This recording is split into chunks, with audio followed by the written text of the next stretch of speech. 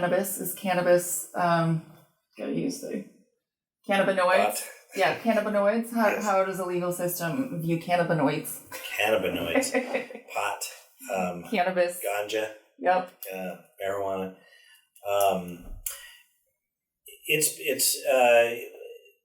legal, obviously. Well, not obviously, because it depends on which state you're in, but in Oregon and Washington, it's legal. In California, it's legal. The courts have adjusted a lot more to it, and therefore it's still like alcohol. You can't overconsume it. It can affect custody and visitation.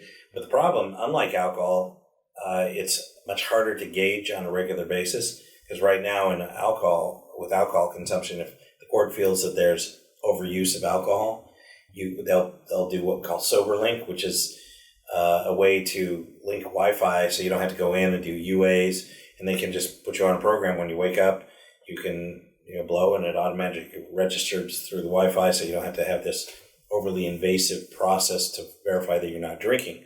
We don't have that process for marijuana, and so somebody says that they're a heavy marijuana user and they're smoking pot all the time and all these allegations. So it's harder for the court to really get a finger on, well, is it a problem?